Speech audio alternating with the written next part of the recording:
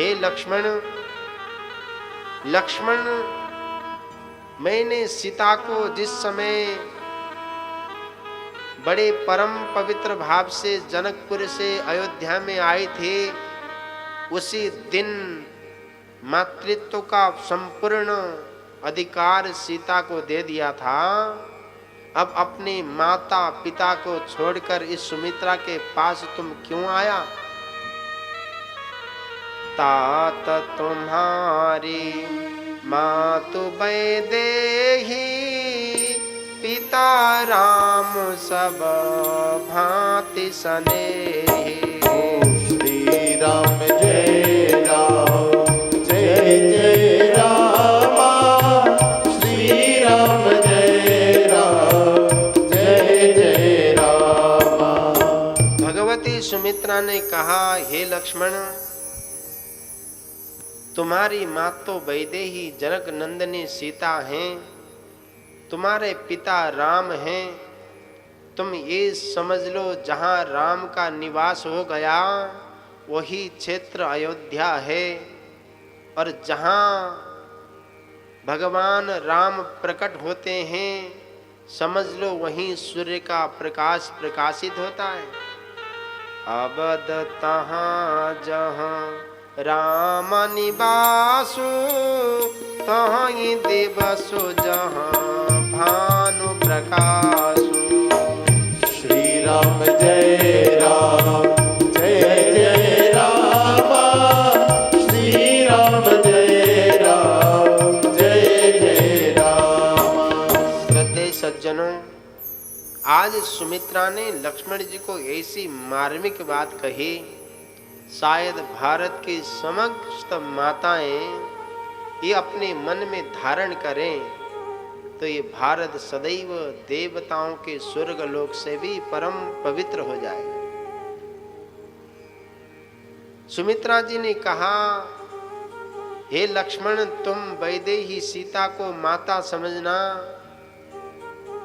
और तुम राम जी को पिता समझना। जहाँ राम हैं वहीं अयोध्या है, और जहाँ राम रहते हैं वहीं भानु का प्रकाश है। और उसके बाद सुमित्रा ने इतनी मार्मिक बात कही, एक माता वो धन्य है, वो वास्तव में पुत्रवती है, जिसके पुत्र के हृदय में भगवान राम के प्रति अनन्य भक्ति है। पुत्रवती जुवती जग सोई, रघुपति भगत जासु सुत होई। ओ श्री राम जय राम, जय जय रामा। श्री राम जय राम, जय जय रामा। जिसके घर में भक्त पुत्र का उदय होता है, भक्त पुत्र का जन्म होता है, वास्तव में श्री सुमित्रा मैया कहती हैं वही माता पुत्रवती है। नहीं तो क्या कह दिया, न तरु बाज भली बादि बियानी, राम विमुख सुत थे हित जानी। ओ श्री राम जय राम, जय जय रामा। श्री राम जय राम, जय जय रामा। माता सुमित्रा कहती हैं, हे लक्ष्मण, राम जी वन क्यों जा रहे हैं तुमको पता है? लक्ष्मण जी ने कहा, माँ आप ही बताओ, मुझे तो पता नहीं है। राम जी केवल केवल केवल तुम्हारे भाग्य से बन जा रहे हैं, अन्य कोई दूसरा कारण नहीं है। तुम्हारे ही भाग राम बन जाही, दूसरा हेतु तात कछु नाही। श्री राम जय राम, जय जय रामा। श्री राम जय राम, जय जय रामा। वाल्मीकि जी महाराज वाल्मीकि रामायण में लिखते हैं, अरे लक्ष्मण तुम तो धन्य धन्य हो, क्योंकि तुम सदा प्रियवादी श्री राम जी की वन में सेवा करोगे। तुम्हारी ये बुद्धि महान है, तुम्हारा ये सौभाग्य है कि तुम राम का अनुगमन कर रहे हो। सुमित्रा ने लक्ष्मण को बहुत सुंदर उपदेश दिया, शिक्षा दी, आज्ञा दी और आशीर्वाद दिया। महाराज ये सब उपदेश समस्त भक्तों के अंतर मन में मनन करने योग्य हैं। सबसे महत्वपूर्ण बात तो सुमित्रा ने कहा, हे लक्ष्मण तुम वही करना जिससे राम जी को वन में किसी भी प्रकार का क्लेश न हो। धन्य है वो माता, भारतीय संस्कृति के इतिहास में ऐसी माता अत्यंत दुर्लभ है। धन्य है माता सुमित्रा, धन्य है ऐसे भक्त लक्ष्मण। सुमित्रा ने सहज ही कह दिया, यदि तुम अयोध्या में रहते तो भरत शत्रुघ्न के साथ अन्य लोग भी सेवा करते, राम की सेवा विभाजित हो जाती। अब 14 वर्ष तक तुम अकेले भगवान की सेवा करोगे, ये तुम्हारे सौभाग्य से ही राम जी वन गमन कर रहे हैं। लक्ष्मण तुम अपनी सेवा में बड़े सावधान होकर सेवा करना, किसी प्रकार से चूक मत होना। ऐसा कहकर सुमित्रा ने लक्ष्मण को विदा किया। लक्ष्मण जी माता की आज्ञा को प्राप्त करके भगवान रामचंद्र जी के पास आए। लक्ष्मण जी और सीता जी के साथ श्री रामचंद्र जी अपने पिता दशरथ जी के पास आए। दशरथ जी तीनों को वन जाने के लिए प्रस्तुत देखकर अत्यंत व्याकुल हो गए। स्नेह के कारण उन्हें बार बार हृदय से लगाते हैं। महाराज कुछ बोल नहीं पाते। सीय सहित सुत सुभग दो देखी देखी अकुलाई, बारहि बार स्नेह वस रावु लेउ उरलाई। सकई न बोली विकल नर ना हो, शोक जनित उर दारुण दाऊ। श्री राम जय राम, जय जय राम। श्री राम जय राम, जय जय राम। भगवान श्री रामचंद्र जी ने दशरथ जी से कहा, हे पिताजी अब आप मुझे क्षमा करें। सीता और लक्ष्मण को अनेक प्रकार से रोकने का मैंने प्रयास किया, परंतु ये आपके पुत्र वधु और पुत्र लक्ष्मण रुके नहीं। मुझे विवश होकर इन्हें अपने वन गमन जाने की आज्ञा देनी पड़ी। हे पिताजी आप अब हमें आशीर्वाद प्रदान करें, वन यात्रा के लिए आज्ञा दें। नाई से सुपद अति अनुरागा, उठि रघुबीर विदा तब मांगा। ओ श्री राम जय राम, जय जय राम।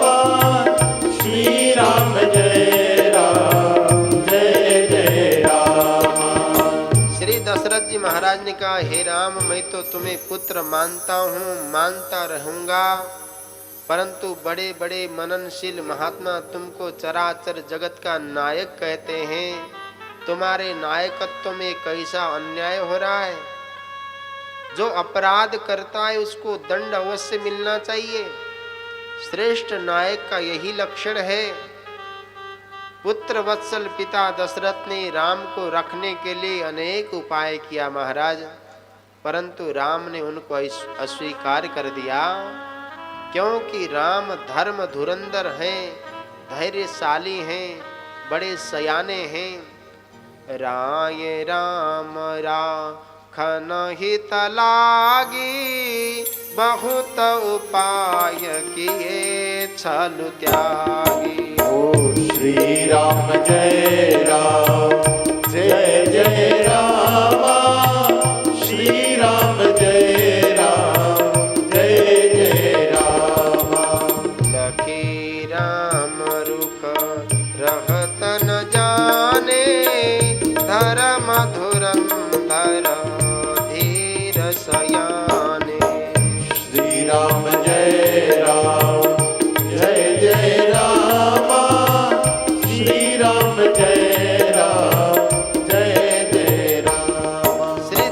जी महाराज कहते, राम मैं तो कैकेयी के वरदान के कारण मोहग्रस्त हो गया। ये ठीक है कि मैं सूर्य कुल के कलंक नहीं बनना चाहता। ये भी ठीक है कि मैं प्रतिज्ञा करके तुमको बलात् रोकना भी नहीं चाहता। ये भी ठीक है कि सूर्य कुल के कीर्ति पताका को ऊंचा ले जाना चाहता हूँ, उसको धूल धूसरित नहीं देखना चाहता। परंतु हे राम, यह भी ठीक है, तुम मुझे बंधन में डालकर राज्य का उपभोग कर सकते हो।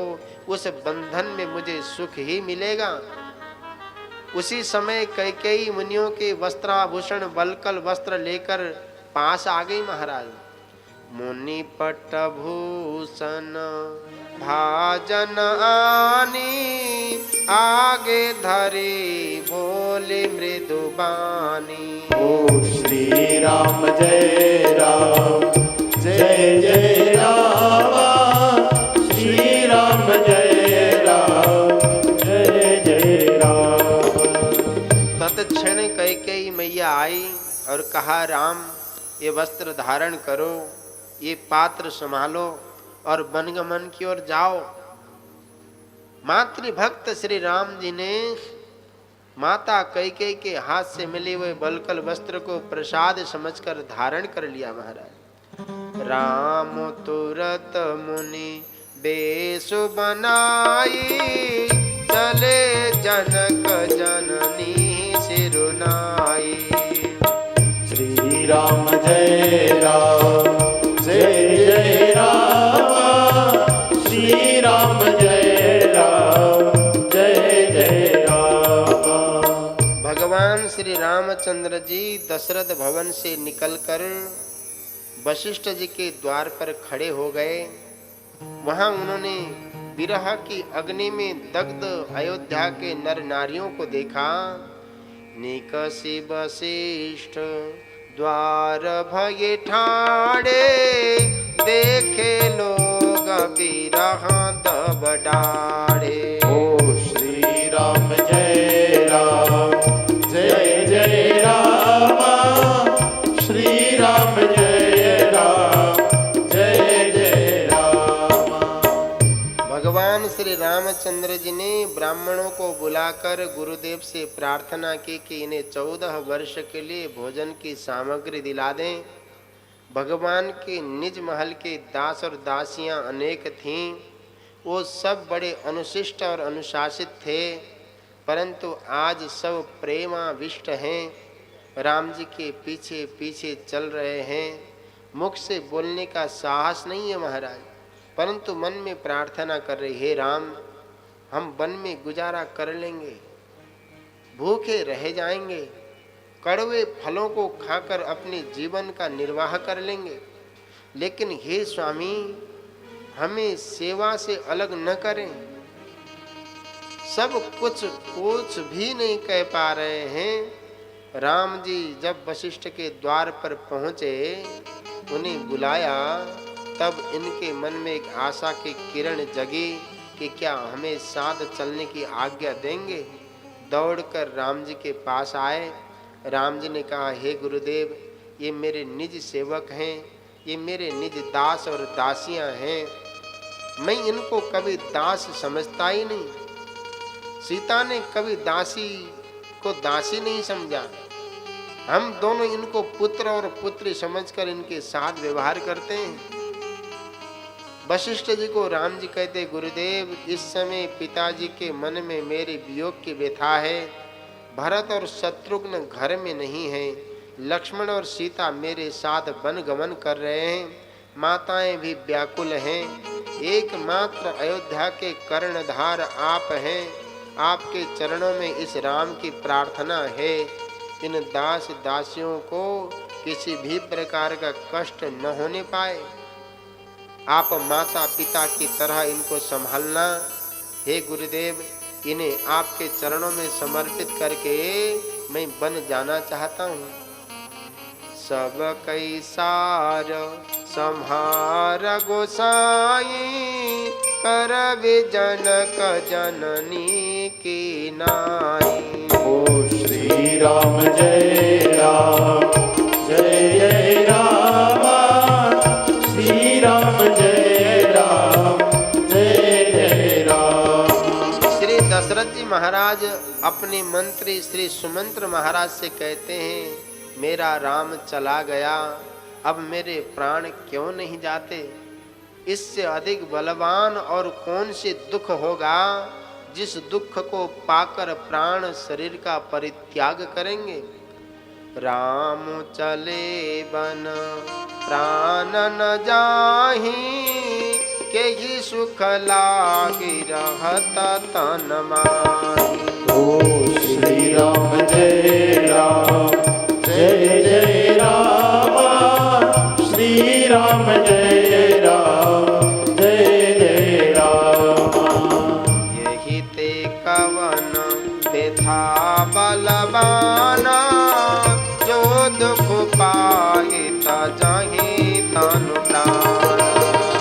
श्री राम जय राम जय जय राम श्री राम जय राम जय जय राम। श्री दशरथ जी महाराज ने अपने प्रिय सखा मंत्री सुमंत्र जी से कहा, हे मित्र, आज आप स्वयं रथ लेकर जाओ। दोनों कुमार अति सुकुमार हैं। जनक नंदनी भगवती किशोरी सुकुमारी हैं। उन्हें रथ में चढ़ाकर 4 दिन के पश्चात वन दिखाकर वापस ले आना। पुनि धर धीर कहीं नर नाहु, लई रथ संग सखा तुम जाहो। राम और लक्ष्मण दोनों भाई परम धीर सत्य संद दृढ़ व्रत हैं। यदि वो न लौटे तो तुम मेरी पुत्र सीता को जरूर लौटा कर ले आना। यदि वो आ जाएंगी तो भी मेरे प्राणों का जीने का अवलंब हो जाएगा। पिताजी की आज्ञा सुनकर प्रार्थना करके सुमंत्र ने राम जी को रथ पर चढ़ाया। सीता जी के साथ दोनों भाई रथ पर चढ़कर हृदय में अयोध्या जी को प्रणाम करते हुए चलने लगे। महाराज चढ़ी रथ सिया सहित दो भाई, चले हृदय अवधि सिरुनाई। ओ श्री राम जय राम जय जय राम श्री राम जय राम जय जय राम। भगवान श्री रामचंद्र जी जब वन गमन करने लगे, अयोध्या जी में महान क्रंदन हो रहा है। सब नहीं रो रहे, सारा नगर रो रहा है। मात्र चेतन ही नहीं अपितु जड़ भी रो रहे हैं।